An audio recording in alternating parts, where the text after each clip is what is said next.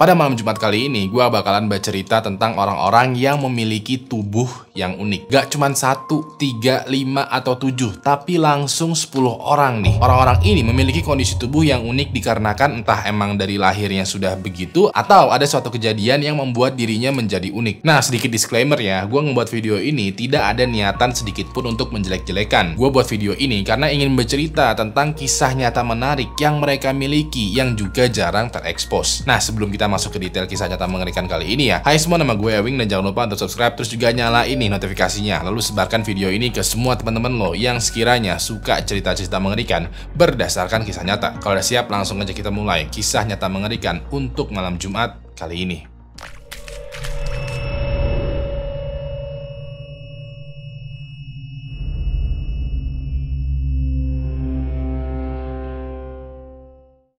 Ke-10. Wanita ini gak punya hidung.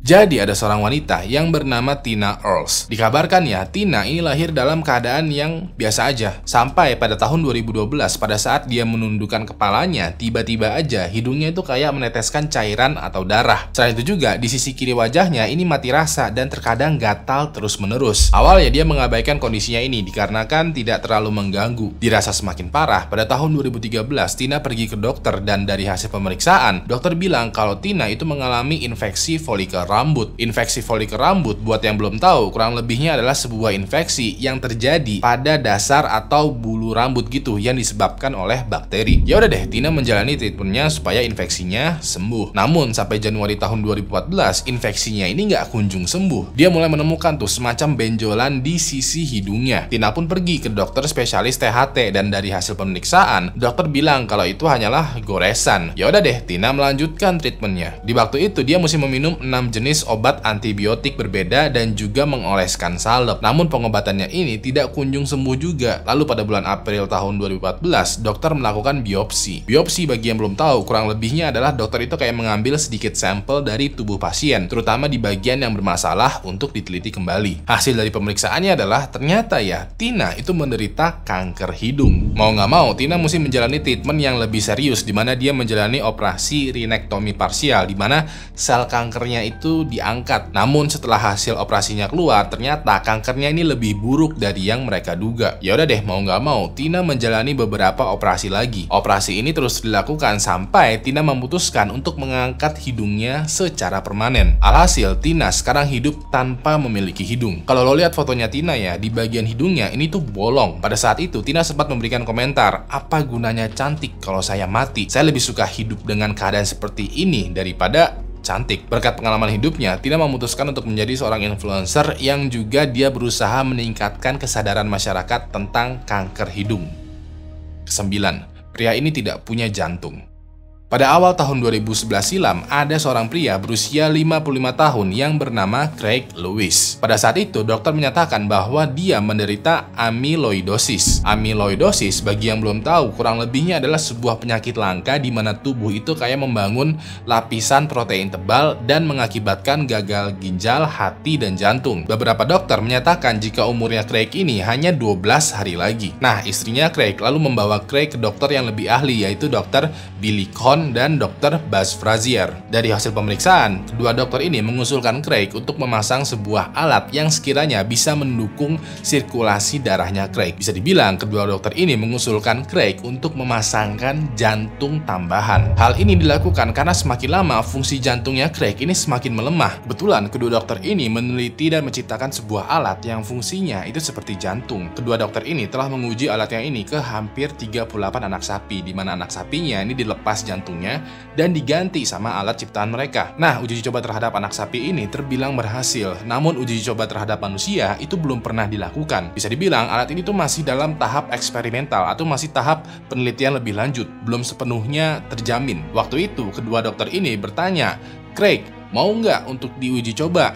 Kalau mau ya hayu, tapi kalau gagal ya udah. Namanya juga masih tahap eksperimental ya, jadi besar kemungkinan untuk gagal itu masih ada nih. Apalagi lo adalah manusia pertama yang mencoba jantung buatan ini. Dikarenakan Craig gak punya banyak jalan lain ya udah deh, Craig setuju dan dipasangkan tuh jantung buatan ini ke tubuhnya Craig. Setelah dioperasi, dipasangkan dan diobservasi, kondisi tubuhnya Craig ini perlahan kembali normal. Fungsi tubuhnya ini berjalan seperti biasa dan dia sempat pulih untuk beberapa bulan. Setelah itu, kondisi kesehatannya Craig ini semakin memburuk dikarenakan penyakitnya itu nggak lari ke jantung lagi, tapi ke ginjal dan juga livernya Craig. Alhasil pada bulan April tahun 2011, Craig dinyatakan meninggal dunia akibat gagal ginjal dan gagal liver.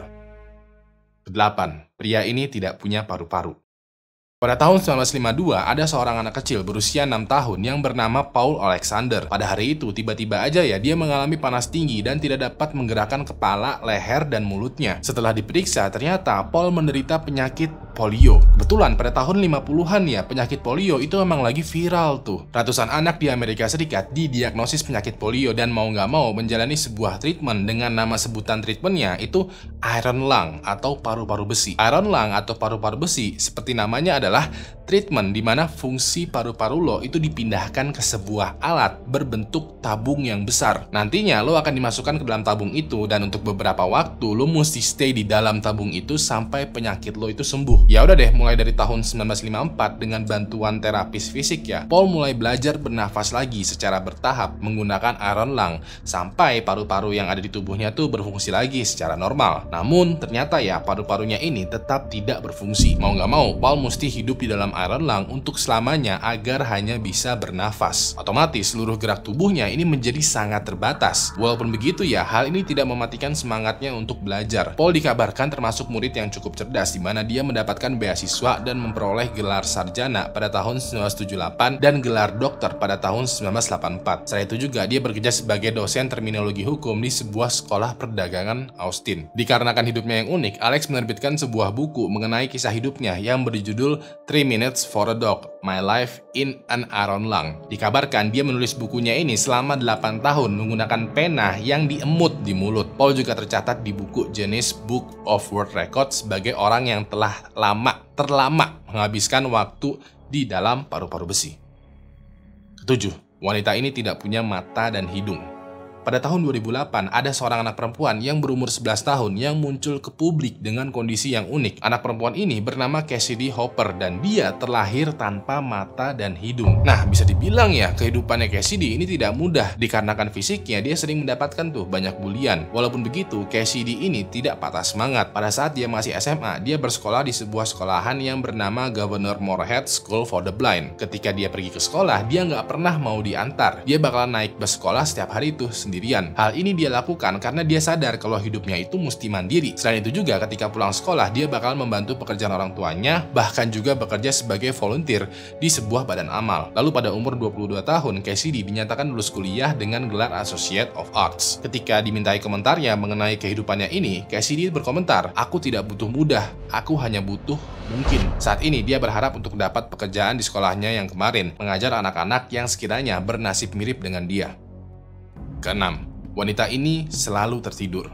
Pada saat usianya masih 17 tahun, ada seorang remaja wanita yang juga seorang fitness trainer bernama Belle Han didiagnosis menderita narkolepsi. Narkolepsi bagi yang belum tahu adalah kurang lebihnya itu ada kondisi di mana adanya gangguan sistem saraf di otak di mana sang penderitanya ini itu menjadi ngantuk banget di waktu dan tempat yang bener-bener random. Kurang lebihnya lagi, orang-orang yang menderita narkolepsi ini bisa aja mendadak ketiduran di saat dia lagi jalan, lari, atau bahkan beraktivitas normal. Orang-orang yang melihat itu beranggapan kalau penderita narkolepsi ini kayak pingsan atau bahkan meninggal secara mendadak. Padahal ya, dia ini cuman ketiduran. Dikarenakan hal ini, banyak aktivitas Belle Han yang terganggu. Selain itu juga, Belle sering kehilangan kendali pada otot wajah dan leher dan sering menemukan bekas memar atau luka di sekujur tubuhnya karena ya dia sering terjatuh akibat mendadak ketiduran. Yang lebih parahnya lagi adalah tidak ada obat dari penyakit narkolepsi ini. Mau nggak mau, Belle mesti mencari cara tuh untuk meminimalisir penyakit narkolepsi. Dia mulai menjalani kehidupan yang aktif berupa olahraga dan juga menjadwalkan untuk tidur siang di jam-jam dia bakalan sekiranya terkena serangan narkolepsi. Kelima, wanita yang tidak bisa sakit. Jadi ada seorang wanita bernama Jo Cameron yang berusia 74 tahun berasal dari Skotlandia yang dikabarkan tidak pernah merasakan rasa sakit seumur hidupnya. Jo merupakan satu dari 2 orang yang ada di dunia ini yang tidak pernah merasakan sakit. Selain tidak pernah merasakan sakit, dikabarkan juga dia tidak bisa merasakan rasa takut. Nah, jadi nih ya, selama hidupnya sebenarnya tubuhnya itu pernah terluka. Dia pernah ketusuk jarum, kesiram air panas, kebeset pisau, sariawan, atau dicabut giginya. Tapi semua itu dia rasakan tanpa rasa sakit sedikit pun. Bahkan juga pada saat tangannya dioperasi, dokter yang menanganinya itu heran karena Jo tidak memerlukan anestesi sedikit pun. Jo bahkan senyum-senyum aja ketika tangannya itu lagi dibuka. Bahkan juga ketika Jo sedang melahirkan, Jo juga tidak merasakan rasa sakit. Seperti yang kita tahu ya, ketika wanita melahirkan anaknya, wanita itu bakalan merasakan rasa sakit yang luar biasa. Jo menantikan momen itu tuh karena menurut dia, mungkin ini pertama kalinya dia merasakan sakit. Pas melahirkan, yang dia rasakan itu cuman ya perutnya tiba-tiba mengecil, bayinya keluar dan rasanya seperti dikelitikin. Lebih tepatnya yang dia rasakan tuh kayak ada yang keluar dari perutnya, tapi kayak nggak ada rasa sakit sama sekali. Dari sini dokter dan peneliti pun penasaran bagaimana bisa Jo tidak bisa merasakan rasa sakit. Hasil dari penelitiannya adalah ternyata Jo ini mempunyai mutasi genetik. Somehow di dalam gen atau DNA-nya itu ada yang berubah yang mengakibatkan dirinya itu tidak merasakan sakit sama sekali. Penelitian mengenai Jo ini masih terus dikembangkan karena masih menjadi misteri itu penyebab awalnya itu bagaimana. Walaupun begitu ya, walaupun terdengar enak nih ya, Jo mesti terus melakukan regular check up setiap bulannya. Menurut dia, sakit dalam tubuh manusia itu bagaikan alarm bahwa ada yang nggak beres nih dengan tubuh manusia. Ada yang mesti segera ditangani nih. Karena Jo tidak merasakan rasa sakit, otomatis alarmnya tuh kayak mati. Karena alarmnya mati, Jo sendiri pun tidak bisa tahu pasti kondisi kesehatannya. So ya, menurut Jo sebenarnya seenak-enaknya tidak merasakan rasa sakit. Lebih mendingan lo merasakan sakit karena dengan sakit lo bisa tahu keadaan tubuh lo. Keempat, wanita ini tidak bisa lupa. Sebagaimana yang lo tahu ya, manusia itu tepatnya salah dan lupa. Cuman, lupa itu tidak berlaku kepada wanita yang satu ini. Jadi ada satu wanita yang bernama Jill Price yang memiliki hyperthymesia. Hyperthymesia, buat yang belum tahu, adalah sebuah kemampuan yang memungkinkan seseorang untuk mengingat hampir seluruh peristiwa hidup mereka dengan sangat detail. Nah, Jill dikabarkan sebagai wanita yang tidak bisa lupa. Dari informasi yang gue dapat, Jill ini tidak bisa melupakan seluruh kejadian hidupnya. Bahkan, dia ingat persis dengan detail, tanggal, dan peristiwa apa aja yang terjadi di sekitarannya. Nah, banyak nih peneliti yang bekerjasama dengan Jill. Hasil dari penelitiannya adalah ketika otaknya Jill ini di CT scan, hasilnya menunjukkan bahwa area hipokampus dan prefrontal cortex-nya ini tuh berfungsi normal. Walaupun begitu, fungsi bagian otaknya ini setiap harinya itu bekerja layaknya membuat diari. Alhasil di dalam memorinya Jill, kalau dia mau mengingat sesuatu, dia kayak merem, lalu otaknya ini kayak memberikan sebuah catatan mengenai kejadian apa dan tanggalnya berapa. Jill juga sekarang lagi diteliti nih sama ahli bidang saraf memori dari Universitas California. Harapannya para peneliti adalah bisa mendapatkan data atau informasi gitu tentang bagaimana sebuah memori itu bekerja. Selain itu juga, harapan lainnya adalah bisa membantu banyak orang yang mengalami gangguan ingatan supaya cepat sembuh. Ketika Jill dimintai komentarnya, dia bilang bahwa kemampuannya ini itu bisa dibilang anugerah dan juga kutukan. Di satu sisi lain, kita bisa mengingat tuh seluruh kejadian yang terjadi di sekitaran kita dengan detail. Tapi di satu sisi juga, kita butuh untuk lupa tentang sebuah kejadian. Ketiga, wanita ini bau banget. Jadi ada seorang wanita yang bernama Kelly Fido yang sering banget dibully sekolahnya lantaran bau badannya itu tidak sedap. Hal ini sebenarnya dia udah alamin sejak umur 6 tahun. Pas itu ketika dia buang air kecil ya, air seninya itu bau banget. Seperti bau amis. Cuman namanya air seni ya pastinya kan bau dan menganggap hal ini tuh sebagai hal yang normal. Alhasil sejak kecil dia menjadi rajin mandi tuh dan bersih-bersih badan. Namun pada saat usianya 34 tahun, bos di tempat perusahaan bekerja ini sering banget komplain ke Kelly dikarenakan bau badannya itu tuh semerbak banget. Dia diperintahkan untuk mandi setidaknya 4 kali sehari dan setiap habis mandi dia mesti mengganti seragamnya dikarenakan bau badannya itu nempel di seragam. Karena bau badannya ini ini mulai mengganggu aktivitasnya Kelly ya, dia pergi ke dokter untuk diperiksa. Hasil pemeriksaannya adalah Kelly ternyata menderita sebuah kondisi langka yang bernama trimethylaminiuria atau bahasa Indonesianya adalah sindrom bau ikan. Seperti namanya, sindrom bau ikan ini adalah kondisi langka di mana bau badan seseorang itu menjadi bau banget seperti bau amis pada ikan. Sayangnya nggak ada obat buat kondisi langka ini, dan lebih gak enaknya lagi adalah sebenarnya kondisinya ini tuh nggak langka-langka banget. Banyak kok orang-orang di forum-forum Reddit atau forum-forum tertentu gitu dimana orang-orang tuh mengeluhkan bau badannya sendiri yang terlalu bau, cuman nggak mau muncul di publik dikarenakan malu dengan kondisinya. Kelly sekarang bekerja di rumah sakit di bagian penyakit kulit, dimana dia juga berusaha tuh untuk menyembuhkan dirinya. Selain itu juga dia terus berupaya membantu orang-orang yang mengalami kondisi yang sama dengan dirinya dan meningkatkan kesadaran publik terhadap kondisi yang langka ini. Kedua, pria ini berubah menjadi werewolf. Jadi ada seorang pria yang bernama Jesus Aceves yang lahir dengan kondisi yang langka. Aceves lahir dengan kondisi di mana dia memiliki banyak rambut tebal di seluruh tubuhnya. Ketika diperiksa ya, ternyata dia memiliki sebuah sindrom yang bernama sindrom manusia serigala. Sindrom manusia serigala, bagi yang belum tahu, kurang lebihnya adalah sebuah sindrom di mana rambut atau bulu-bulu tubuh itu bisa tumbuh sangat tebal, sangat lebat, hampir menutupi seluruh wajah atau bahkan seluruh tubuh. Sekitaran 30 anggota keluarganya juga memiliki sindrom ini, yang artinya ini merupakan mutasi genetik. Dikabarkan ya, nenek buyutnya Aceves adalah kerabat pertama yang lahir dengan rambut berlebihan. Setelah itu, anak-anak dan cucu buyutnya itu juga memiliki kondisi yang sama, termasuk Aceves. Sekarang, sekitaran setengah dari keluarganya itu memiliki sindrom manusia serigala. Dari info yang gue dapat, Aceves dan keluarganya itu pernah tampil di sebuah film dokumenter yang ada di Meksiko menceritakan sindromnya. Dengan sindrom yang langka ini juga, Aceves akhirnya bekerja di sebuah sirkus sebagai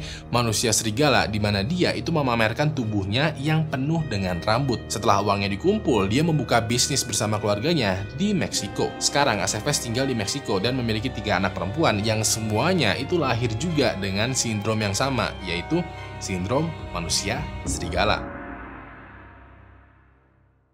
Pertama, pria paling tinggi. Jadi ada seorang pria yang bernama Robert Pershing Wadlow yang lahir pada tahun 1918. Ketika Robert tumbuh besar, bisa dibilangnya dia tumbuhnya terlalu besar sampai-sampai dia dikenal sebagai raksasa Alton atau raksasa Illinois. Saking tingginya tubuh Robert, dia pernah tercatat di dalam Guinness Book of World Record sebagai manusia paling tinggi di dunia dengan tingginya tuh mencapai 2,72 meter dan berat badan sebanyak 199 kg. Setelah diteliti ya, ternyata penyebab dia bisa tumbuh tinggi banget itu disebabkan oleh hipertrofi kelenjar hiposisnya yang mengakibatkan kelebihan dalam hormon pertumbuhan manusia. Alhasil tubuhnya Robert ini kelewat tinggi banget dibandingkan orang-orang seusianya. Selain bekerja sebagai artis di sebuah sirkus ya, Robert masuk ke organisasi kepemudaan dan lulus studinya di sebuah universitas. Walaupun begitu, selama hidupnya Robert membutuhkan semacam penyangga kaki untuk berjalan, dan setiap kali dia berjalan, dia merasakan rasa ngilu-ngilu itu di kakinya. Namun pada tahun 1940, dia sempat mengiritasi pergelangan kakinya yang mengakibatkan kakinya itu infeksi. Robert sempat dirawat, dibedah, dan melakukan transfusi darah. Namun kondisinya semakin lama semakin parah dikarenakan penyakit autoimun. Nah, pada saat dirawat di rumah sakit, walaupun Robert sedang sakit ya, tubuhnya ini masih aja terus tumbuh tinggi. Sayangnya adalah pada tahun itu juga Robert meninggal dunia. Pada saat pemakaman dikabarkan ya, Robert membutuhkan peti mati sepanjang 3,3 meter dan lebar mencapai 1 meter. So, itu tadi adalah cerita lengkap tentang 10 orang yang memiliki tubuh yang unik. Gue mau berterima kasih banget nih buat lo semua yang udah nonton video ini dari awal sampai habis, dan terutama juga kepada member dari Anti Halu Halu Club. Yang mau ikutan join membership Anti Halu Halu Club, klik aja tombol join di bawah ini atau link yang ada di deskripsi. Kalau sekiranya masih butuh asupan video horor, lo bisa kunjungi nih video yang ada di sebelah kanan ini, karena di sana gue ngebahas nih lagi-lagi kasus pembajakan dari Jepang yang bener-bener seru banget. Terakhir, nama gue Ewing, dan sampai jumpa lagi di malam Jumat selanjutnya. Good night.